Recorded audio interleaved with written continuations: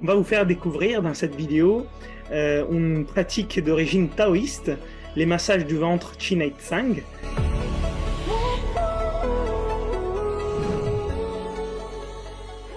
Bonjour à tous et à toutes, et bonjour Léo.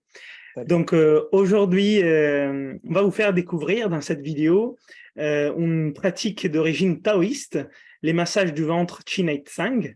Léo est praticien de cette discipline et il va vous expliquer un peu plus parce qu'il vient d'une école particulière. Donc Léo, je l'ai rencontré lors des stages des Nevash, randonnée et méthode Wim Hof à Nevash, qui ont fait avec Inspire tous les ans. Et j'ai eu aussi l'occasion de pouvoir avoir une petite pratique de ces massages sur moi et d'en voir les bienfaits.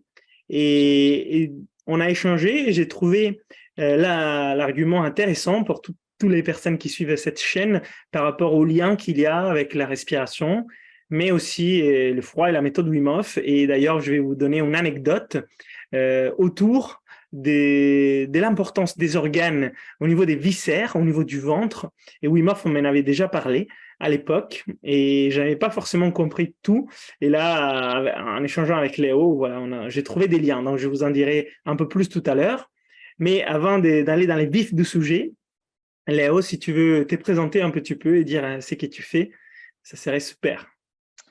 Déjà, merci pour me laisser l'espace pour m'exprimer parce que le Chinei Tsang, c'est une pratique qui, je dirais, qui grandit parce qu'elle se démocratise de plus en plus, mais au final, elle est assez peu connue.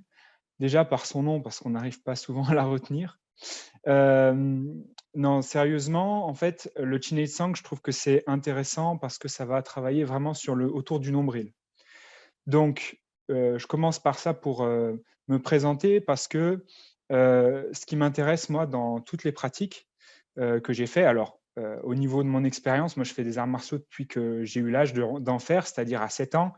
Et puis après, j'ai pratiqué, j'ai fait du parcours, j'ai fait du tai chi, j'ai fait du qigong. Voilà, toutes les pratiques martiales, plutôt orientées taoïsme, etc.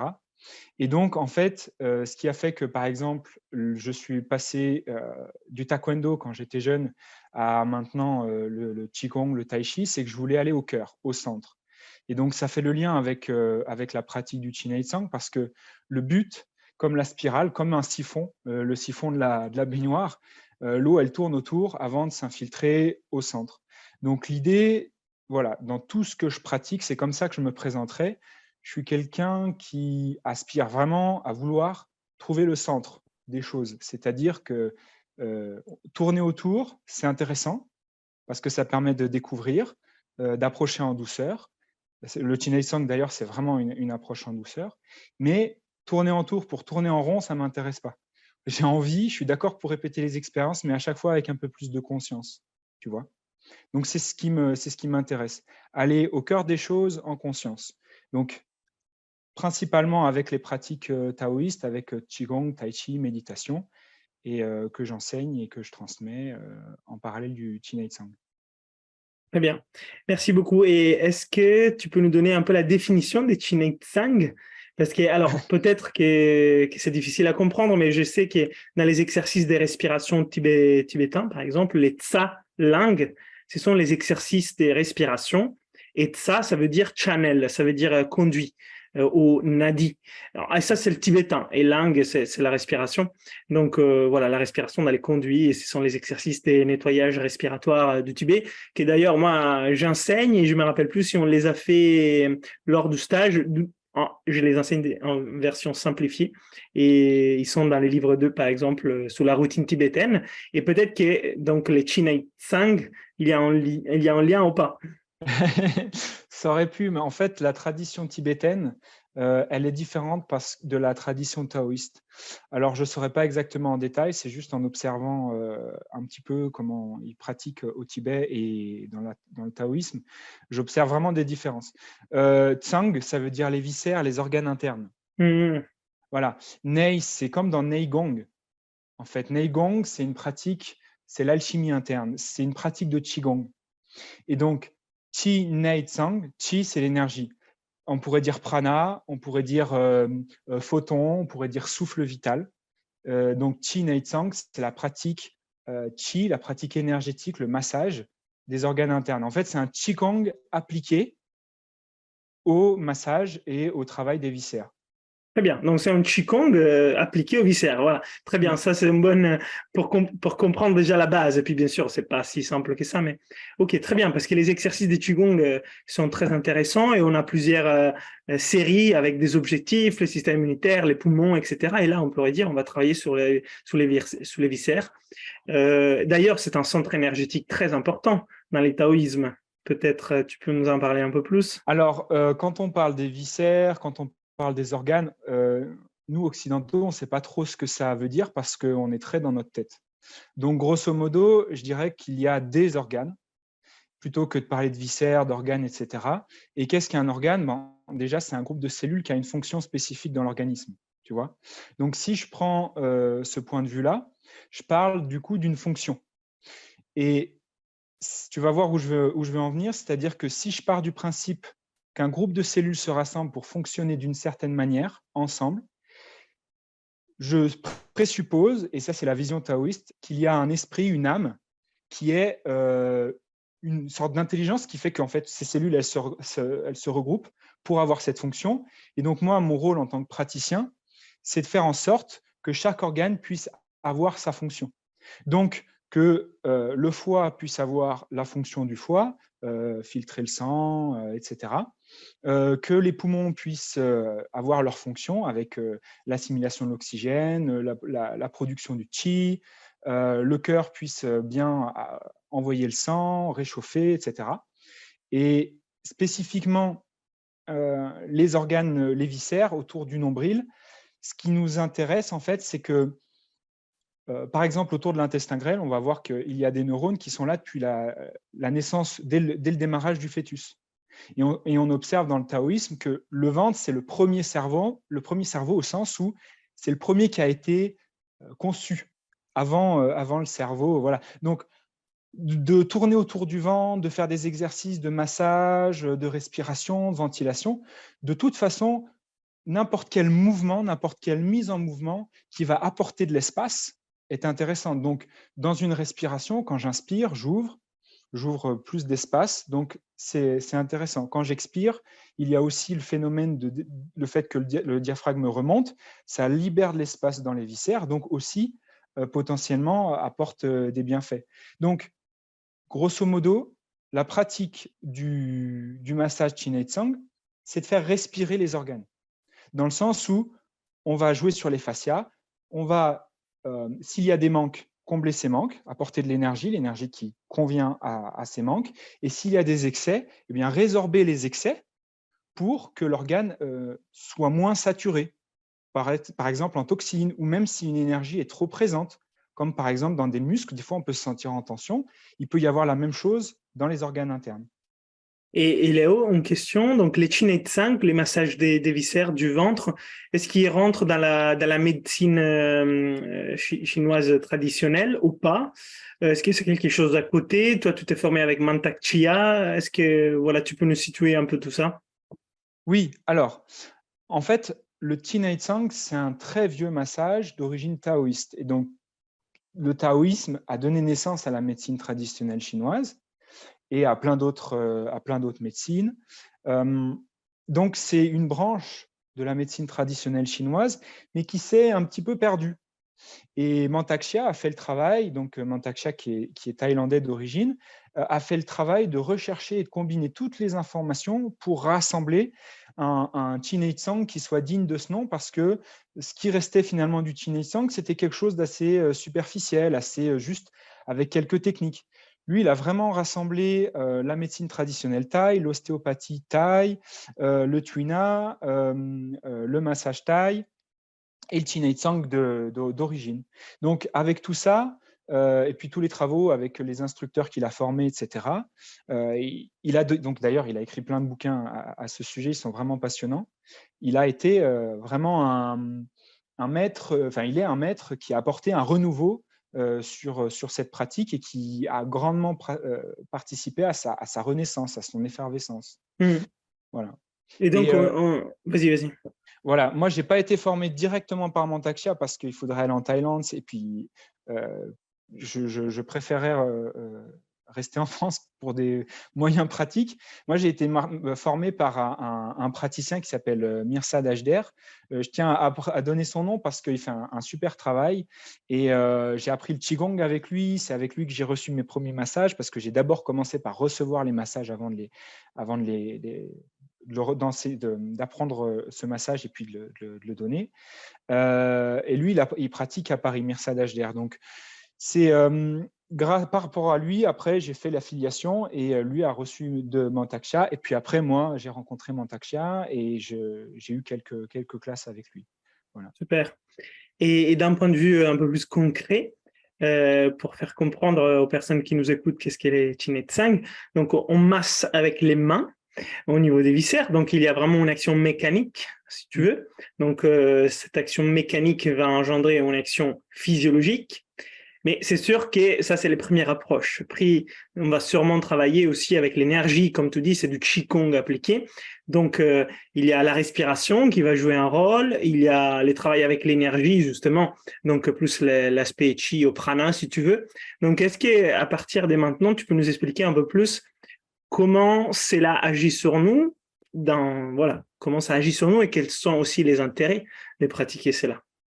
Alors, comme c'est un Qigong appliqué, on peut aller vers le Chin Tsang pour des bienfaits qui sont les mêmes que si nous allons vers le Qigong, c'est-à-dire à peu près tout globalement, à condition que ce soit bien fait. C'est un peu comme la méthode Wim Hof, tout le monde peut le faire, mais pas n'importe comment. Tu vois? Donc, moi, ce que j'aime bien dire, c'est que c'est très concret le Qi, parce que dans le corps est parcouru de courants électriques. Et il y a une loi en physique qui dit que tout courant électrique produit un champ électromagnétique. Et le travail du Qigong, qui est en fait trois quarts de la formation du praticien. Moi, sur toutes les heures que j'ai passées à apprendre le Chin Tsang, j'ai passé 75% de mon enseignement à apprendre le Qigong. C'est-à-dire sur ma posture en tant que praticien. Parce qu'avant d'aller toucher le ventre, avant d'aller toucher les poumons, même de masser les méridiens, parce que comme c'est une branche de la médecine traditionnelle chinoise, nous travaillons aussi sur les méridiens d'acupuncture, les nadis en yoga. Mais Donc, avec les mains, vous les faites. voilà, on fait ça avec les mains, pas avec les aiguilles. En plus, en France, c'est très réglementé, donc comme je ne suis pas médecin, je n'ai pas le droit de faire de l'acupuncture. Donc voilà, nous travaillons sur le praticien avec le Qigong pour arriver à canaliser l'énergie, le Qi, mais pas n'importe quel Qi. Donc nous travaillons avec le prisme de la médecine traditionnelle chinoise, avec les 5 éléments, le bois, le feu, la terre, le métal et l'eau. Et donc chaque principe a sa qualité d'énergie. Donc déjà, moi, en tant que praticien, j'ai toute cette conscience, cette préparation qui est une sorte de méditation à avoir pendant la pratique. D'ailleurs, je reste bien concentré. Et aussi, il y a toute une partie d'écoute. Je dirais même que c'est essentiel si je veux commencer à masser. Parce que je peux avoir mes mains posées sur le ventre, sur les épaules, sur le cœur. Si mes mains, elles ne sont pas à l'écoute, si elles ne sont pas sensibles, au final, l'élève, parce qu'on n'appelle pas ça un patient, celui qui reçoit le massage, on appelle ça un élève parce qu'il est actif, hein, il ou elle est active. L'élève le fait de se sentir écouté, il y a déjà au niveau du corps une mise en confiance, tu vois, quelque chose où le corps va pouvoir se poser. Donc, la première étape, c'est d'apporter un toucher d'écoute, un toucher de douceur, un climat de bienveillance, où déjà rien que la présence, le toucher des mains, soit déjà quelque chose qui soit accompagnant, accueillant, soignant, tu vois. Donc après, moi, l'approche que j'ai eue avec Mirsad, c'est vraiment déjà dans un premier temps de se focaliser sur le travail de la respiration.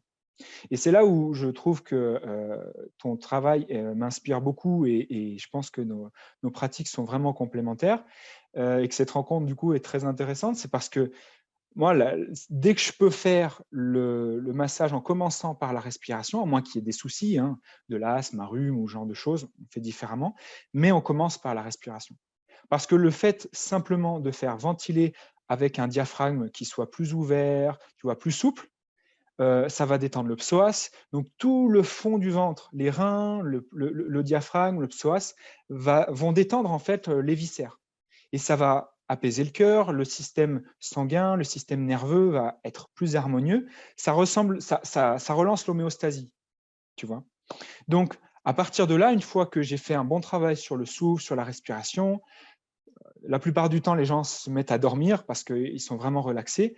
Là, le ventre se relâche parce que j'ai déjà eu des sportifs avec des abdos en béton. C'est inimaginable de commencer par masser le ventre tout de suite.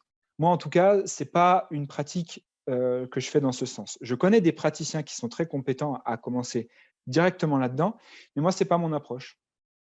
Voilà. Très bien. Et tu sais, c'est là, peut être vraiment mis un lien avec les 5 types de prana.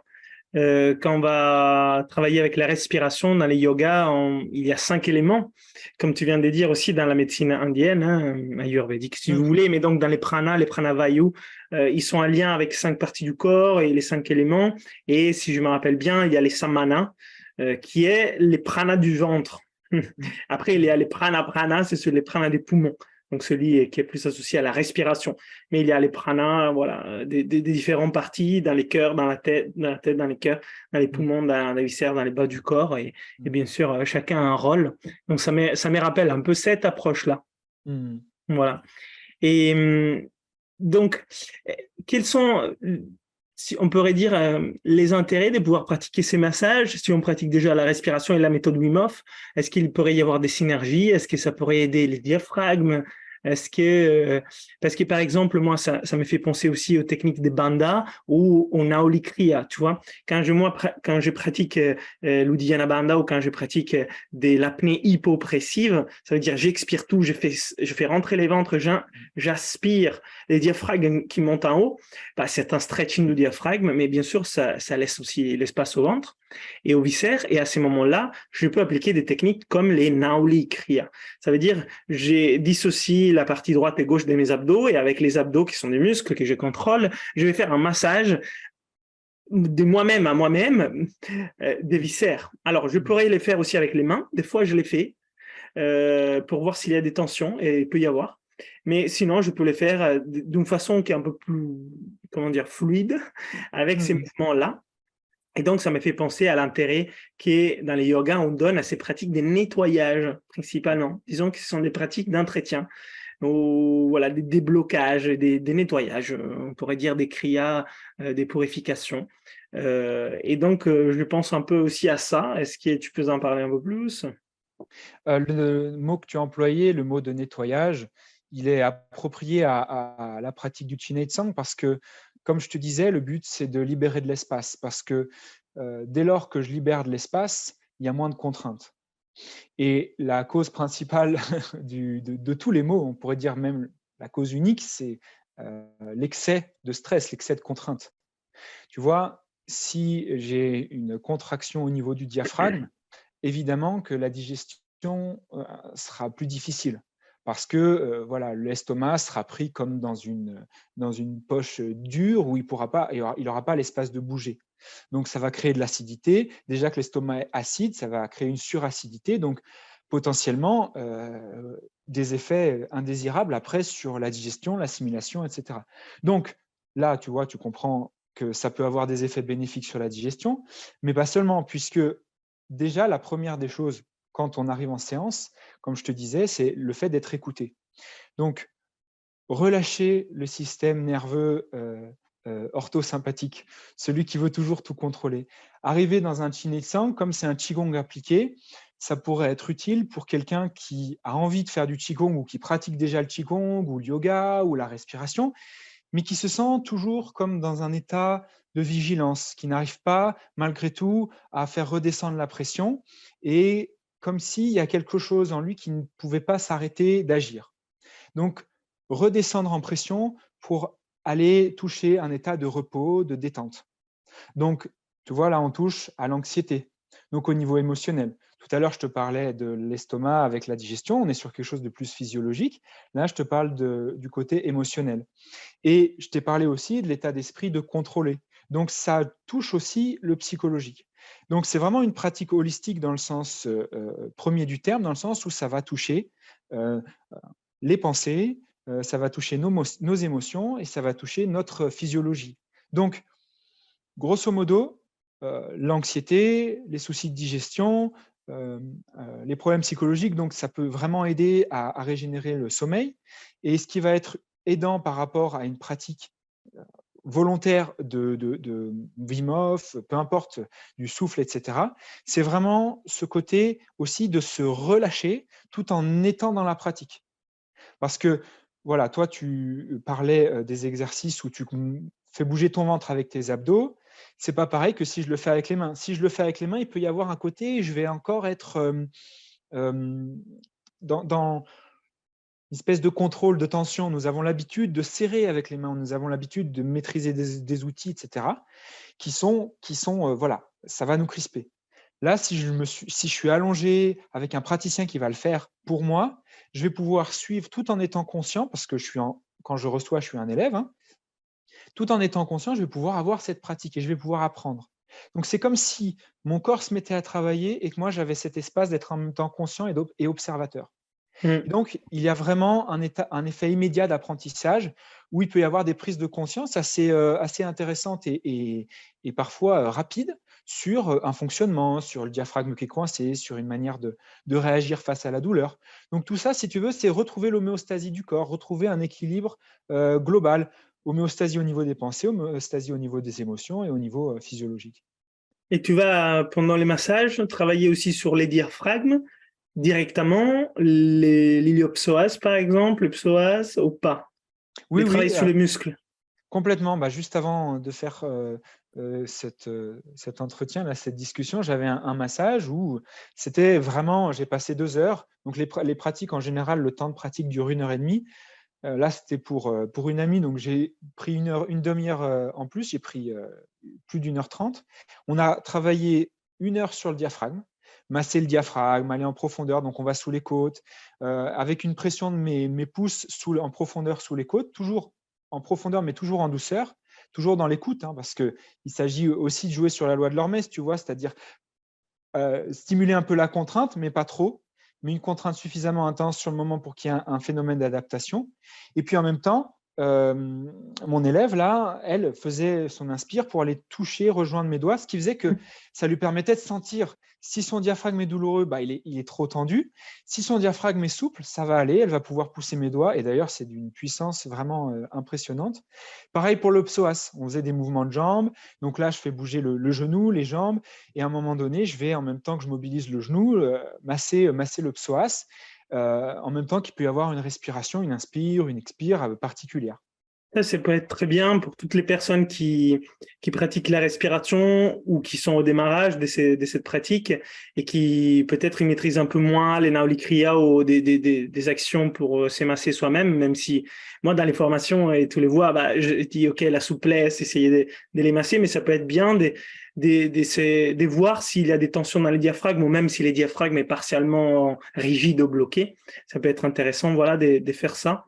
Parce qu'on s'en rend pas compte, mais la plupart des personnes, ils ont un diaphragme qui est un peu rigide. Alors, soit rigide, soit faible, pas forcément tout le temps bloqué. Dis-moi si tu es d'accord. C'est rare qu'ils soient totalement bloqués. Hein. Généralement, c'est partiellement soit faible, soit rigide. Mais ça peut être intéressant de voir ça dans les cadres du massage. Ah oui, moi j'ai une statistique qui se valide d'année en année. 95% des gens que je reçois ont un diaphragme au moins crispé, voire faible. Parce que, en fait, atrophié, parce que ventilation, tu vois, claviculaire, et puis un stress chronique, voilà. Ouais. Respiration par la bouche. Dès que je demande de respirer par le nez est bouché, etc. Dès que je demande d'expirer par la bouche, bah, c'est les dents sont serrées, c'est très difficile de vraiment relâcher. Tout un travail aussi avec le bâillement pour récupérer quelque chose qui soit à la fois de la détente, mais aussi une Les respiration qui soit soupirs. spontanée. Voilà. Mm. Donc, Eh ben de oui. toute façon, avec le yoga, tout ce que tu dis, ça va au même endroit, hein. C'est juste les chemins qui sont un peu différents.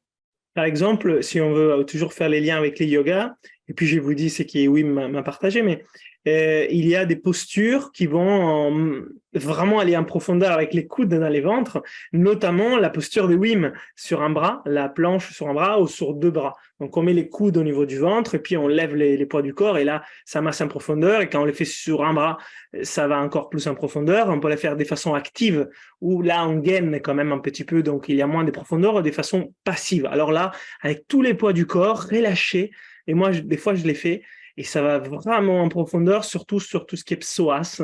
On y arrive mieux que les diaphragmes, bien sûr. Mais pour les diaphragmes, on peut le faire avec les poings. Il y a des choses intéressantes dans des postures de yoga qui sont prescrites.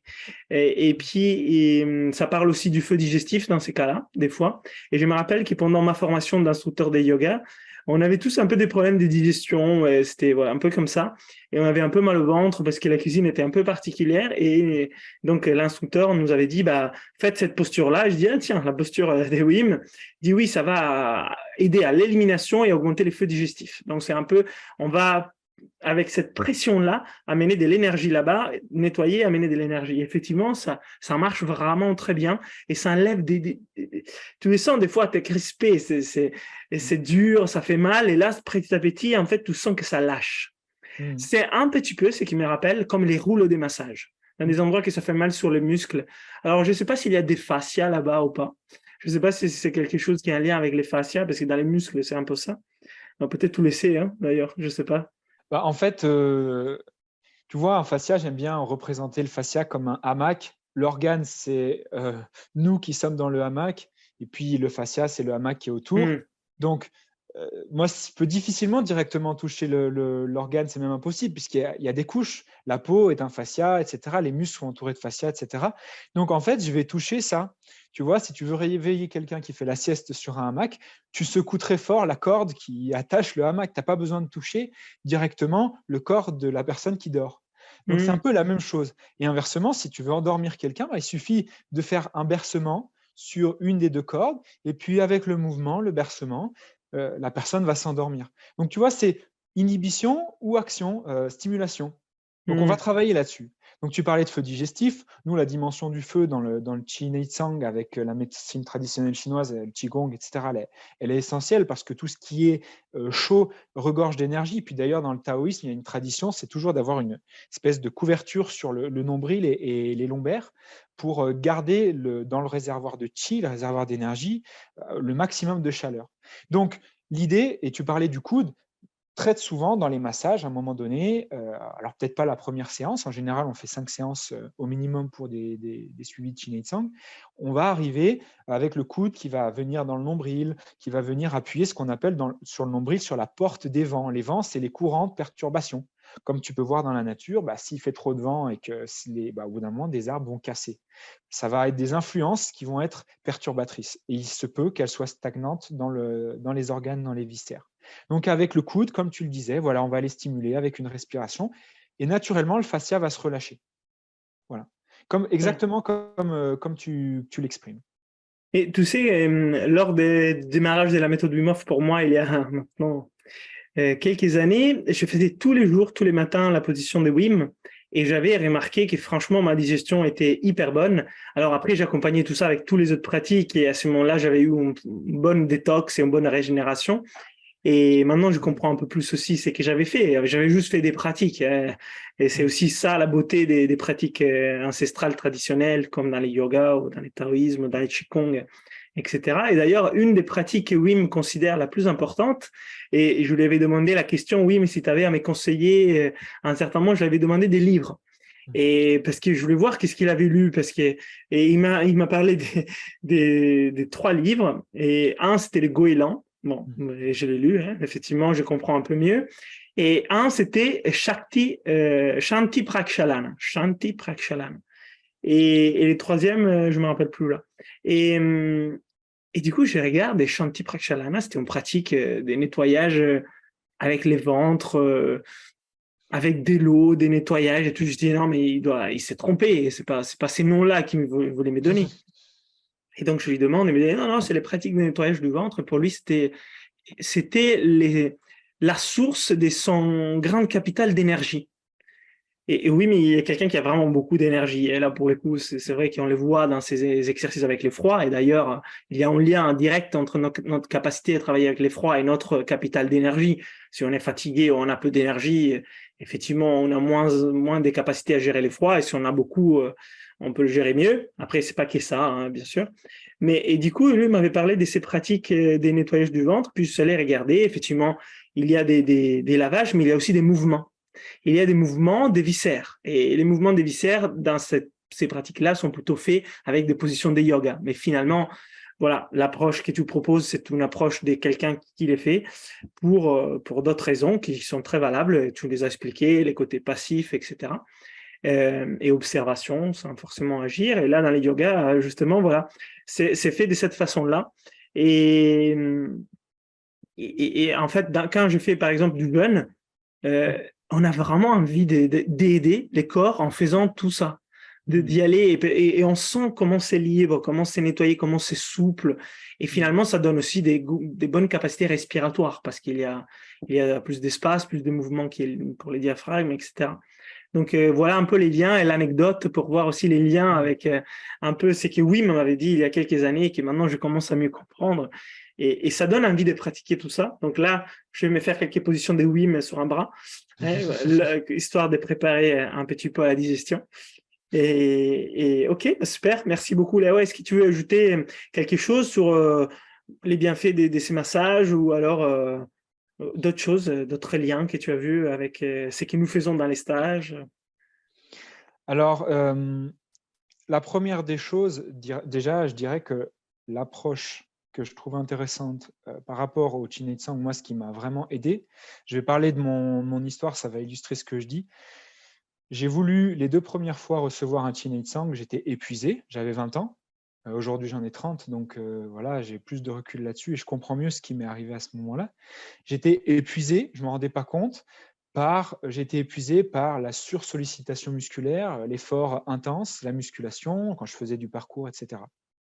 Et je n'avais pas compris que c'était pendant le repos qu'on récupérait de l'énergie. Je pensais que plus on faisait d'efforts, plus on devenait fort, musclé, etc. Et en fait, j'avais du coup une espèce de course effrénée à l'épuisement. Et c'est quand j'ai fait j'ai essayé hein, avec Mirsad, le premier Chinei Sang, il me dit, mais là, je ne peux pas te masser le ventre parce que ton ventre, c'est du bois.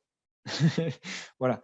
Donc, qu'est-ce qu'il a fait? On a fait d'autres choses. On a fait un shiatsu, il m'a fait des massages plutôt sur le système nerveux pour détendre le système nerveux, etc.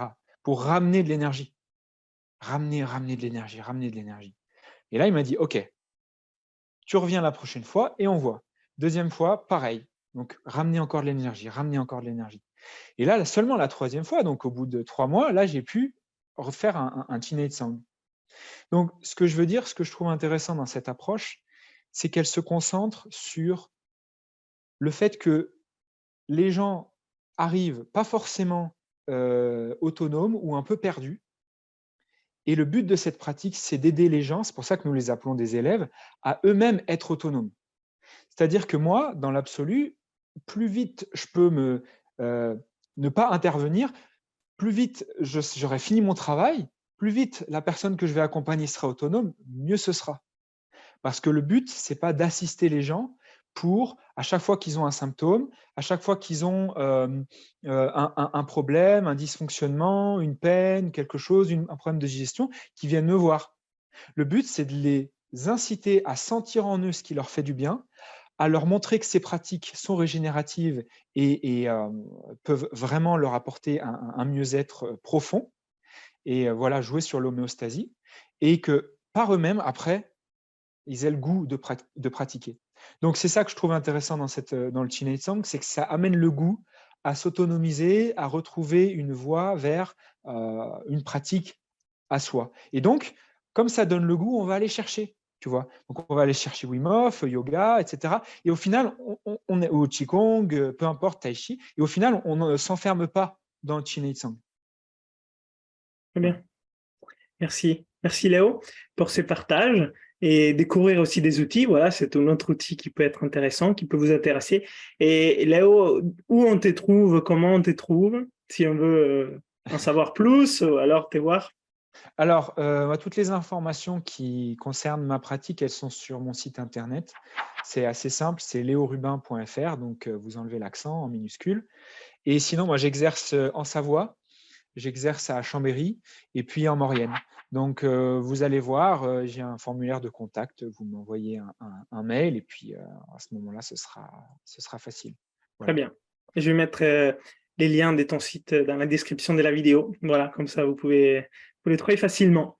Bah, merci Et Léo. merci Léo, merci à toi. Et si vous avez des questions pour Léo par rapport au Tsang, je vous invite à les écrire en commentaire. Et puis, Léo, si tu as envie, tu pourras peut-être répondre si tu les vois, si tu as la réponse aussi. Oui, Et voilà. Et puis, si vous avez trouvé cela intéressant, allez voir Léo. Donc, moi, je pense que c'est un travail intéressant à faire. Un accompagnement aussi avec les pratiques voilà, de la respiration, de la méthode Wim Hof, du yoga, qui peut aider, à mon avis. Je les sens intéressants. Ça donne envie de les faire. Et puis, voilà, n'hésitez pas aussi à partager autour de vous si vous pensez que quelqu'un pourrait en profiter. Et sinon, moi, je vous remercie de l'écoute jusqu'à la fin pour ceux qui sont là. Merci Léo de ton temps. Et puis, on se merci. dit à la prochaine vidéo. Et puis, bien sûr, si vous voulez nous soutenir au niveau de la chaîne, vous pouvez liker la vidéo, vous abonner et même conseiller peut-être des sujets et d'échanges avec d'autres personnes. Si cela vous intéresse, ça sera avec plaisir de les faire. Allez, ciao tout le monde. Bye.